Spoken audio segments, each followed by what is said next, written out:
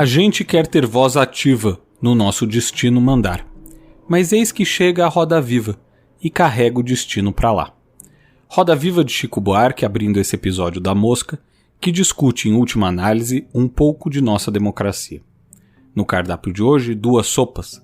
O primeiro caldo inicia uma série para pensarmos as chances dos candidatos à presidência da República em 2022, e o segundo caldo busca avaliar os benefícios e malefícios das prévias partidárias. Será que só há vantagens no processo? Ou podemos pensar que nem sempre é assim, hein? Mas antes de começarmos, se você está curtindo esse podcast, não fica aí moscando.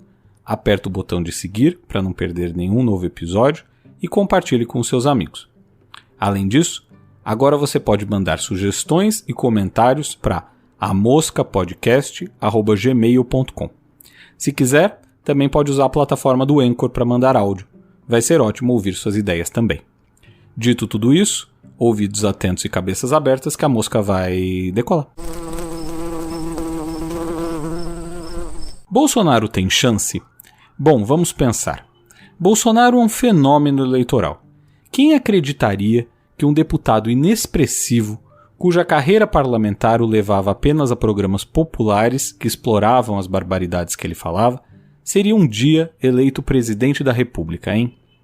E mais, quem poderia supor que mesmo eleito, ele não seria o moderado como alguns analistas disseram que ele seria após a vitória em 2018? Fato é que o presidente da República se beneficiou de uma situação bastante incomum na política para ser eleito, já que havia naquele ano um enorme desgaste da política tradicional, uma busca por algo considerado novo, uma enorme pulverização partidária, que a gente já tratou aqui inclusive no episódio 13 da Mosca, e um fator determinante, a internet. Se olharmos para o que se comentava no início de 2018, perceberemos que a análise era de que a eleição favoreceria candidatos que se opusessem ao petismo, o que até estava correto. Mas dizia-se também que Geraldo Alckmin poderia ter grandes chances, já que seu tempo de televisão e as alianças que fez eram enormes. O ex-governador de São Paulo tinha 11 minutos diários contra 4 minutos e 44 segundos de Haddad e 16 segundos de Bolsonaro. Isso somando os 2 blocos de propaganda eleitoral obrigatória. Além disso, se acreditava naquela época que Bolsonaro derreteria quando a campanha começasse, como aconteceu várias vezes com Celso Russomano em São Paulo, por exemplo. O problema é que as coisas mudaram. Qualquer eleição hoje, a exemplo do que ocorreu nos Estados Unidos com Trump, passa por uma estratégia que englobe a internet. E nesse campo, Bolsonaro parece ser ainda muito consistente. Não apenas porque ainda possui a maior fatia de engajamento, como também porque seus apoiadores costumam ser mais aguerridos. Só para se ter uma ideia, o jornal Estado de São Paulo, de 23 de novembro, traz a informação de que a vantagem de Bolsonaro sobre Lula diminuiu nas redes. Mas os números ainda são amplamente favoráveis ao atual presidente. Segundo o levantamento, Bolsonaro tem cerca de 40 milhões de seguidores, enquanto o petista tem pouco menos de 11 milhões, número que representa o dobro de Sérgio Moro, que tem pouco mais de 5 milhões. E não para por aí. Em 2019, Bolsonaro possuía pouco mais de 22 milhões de seguidores no dia de sua posse. Isso tudo, ainda segundo o mesmo jornal. Ora, a gente até poderia atribuir o aumento de interesse por Bolsonaro à sua posição atual de presidente da República, o que é verdade, já que há pessoas que, mesmo discordando do que ele faz, podem segui-lo por dever de ofício ou simples interesse no presidente da República. Mas a eleição de 2018 deveria servir de lembrete de que é bom não subestimar sua capacidade de obter apoio nesse meio digital. Além disso, Bolsonaro é o atual ocupante do cargo, e até aqui, desde que foi instituída a reeleição, durante o primeiro mandato de Fernando Henrique Cardoso, nenhum dos presidentes da República perdeu quando tentou um segundo mandato. Se bem que, verdade seja dita, nenhum tinha tanta rejeição quanto o atual ocupante do cargo. De todo modo, Bolsonaro possui uma fatia do eleitorado que segue apoiando suas ações, e para além disso, segue propagando o que ele faz na internet. E desde que Bolsonaro assumiu, tal parcela do eleitorado foi bastante tolerante com diversas questões que pareciam ser determinantes para a perda de sua popularidade.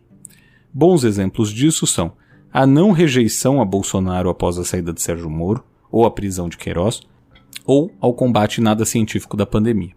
Ao contrário, seus eleitores passaram a difamar o ex-juiz, chegaram a tietar o ex-assessor ligado ao esquema de rachadinhas e compraram a ideia de que havia sim um tratamento precoce para o coronavírus. E se você está pensando que tudo isso que foi dito até aqui não faz sentido, já que a pesquisa eleitoral já mostra Lula na frente e aponta enorme rejeição a Bolsonaro, há uma informação que talvez possa lhe fazer repensar. Em novembro de 2017, 11 meses antes da eleição, portanto, a pesquisa Datafolha com Lula, Bolsonaro e outros candidatos indicava o petista com 34% das intenções de voto contra 17% de Bolsonaro. Naquele levantamento, Lula ainda venceria Bolsonaro no segundo turno por 51 a 33. A rejeição ao petista em 2017 era de 39% contra 28% que rejeitavam Jair Bolsonaro.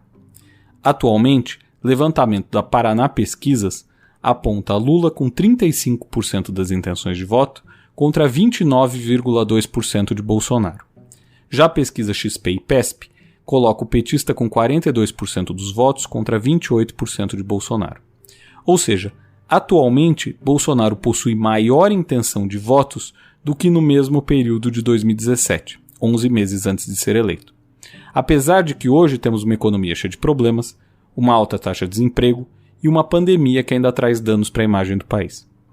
Sinal de que seus seguidores são fiéis e que muitos acreditam mais no WhatsApp e nas outras redes sociais quando pretendem avaliar a gestão atual.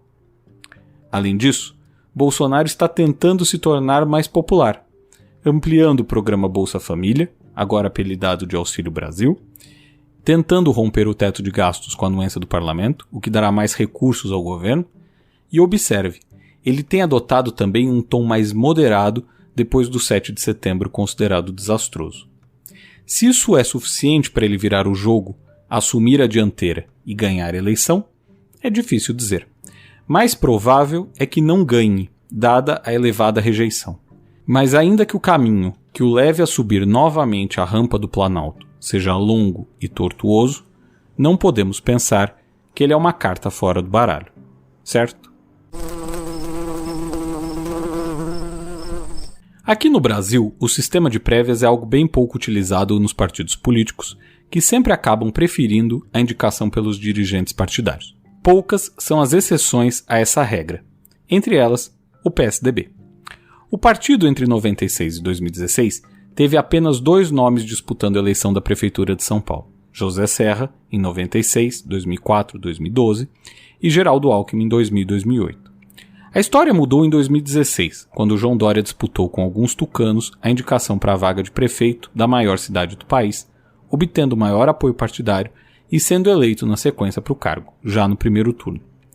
No início de 2018, o então prefeito participou novamente de prévias, vencendo outros correligionários para disputar a vaga de candidato ao governo do estado de São Paulo. Agora, o governador deseja ser presidente da República e o PSDB mais uma vez lança uma disputa interna para decidir o candidato. Tirando o aspecto da bagunça do processo, há de se pensar se as prévias são sempre positivas ou não. Para isso, podemos pensar no caso dos Estados Unidos. Até o ano de 1972, os candidatos do Partido Republicano e Democrata eram escolhidos, segundo o livro Como as Democracias Morrem, em salas cheias de fumaça por um punhado de dirigentes partidários. Isso foi alterado a partir dali quando os delegados dos partidos passaram a ser escolhidos em primárias, ou seja, por milhões de eleitores. E se isso pode a princípio soar como sendo sempre positivo, a eleição de Trump demonstra que, por incrível que pareça, o aumento da democratização do processo na escolha de um candidato pode significar a escolha de alguém que seja contra o sistema que o elegeu. Isso porque os dirigentes partidários tenderiam a evitar a radicalização do processo, já que temeriam eles mesmos perder o controle do partido.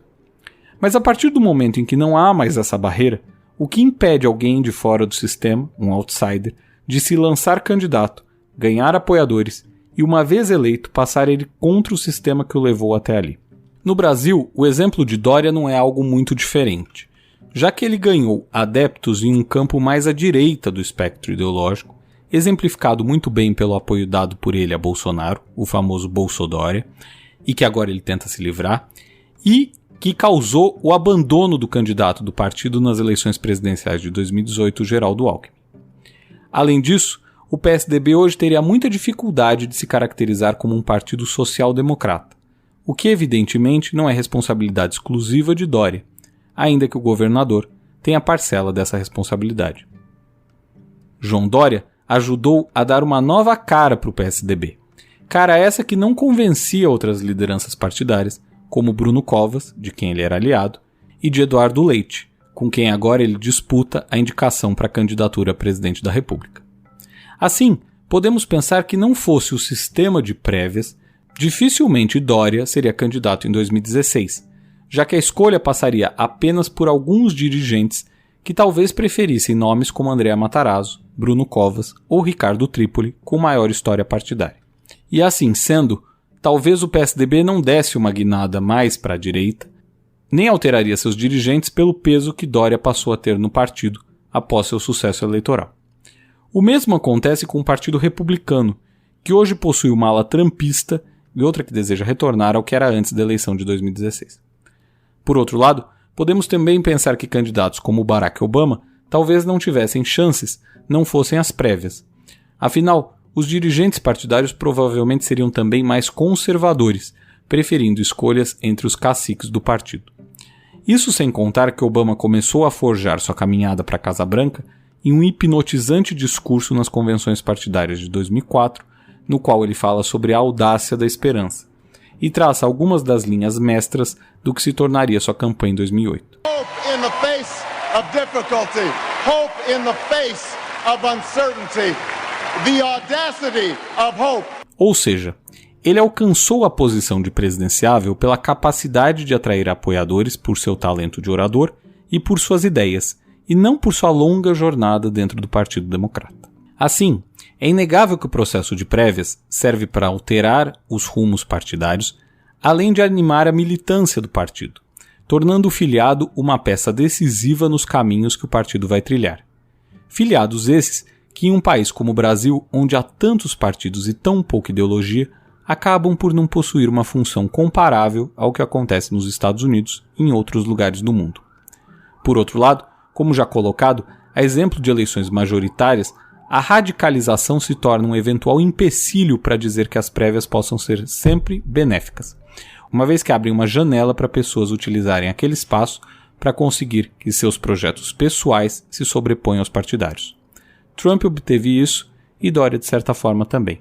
Fora isso, se não há maturidade suficiente dentro do partido para se unir em nome do escolhido, o que pode se assistir é uma sucessão de rupturas que acabam por enfraquecer a base partidária. Não custa lembrar que André Matarazzo abandonou a disputa das prévias e se desfiliou do PSDB em 2016, após ficar em segundo lugar contra Dória no primeiro turno do processo de prévias, e que Trump cogita fundar um partido nos Estados Unidos, o que seguramente tiraria muitos apoiadores e lideranças do Partido Republicano. Certo? Por hoje é tudo. Se você gostou desse episódio, não deixe de seguir e compartilhar com seus amigos. E não esqueça que agora você pode mandar sugestões e comentários para amoscapodcast@gmail.com. Vai ser muito bom ouvir suas ideias. A Mosca volta na semana que vem.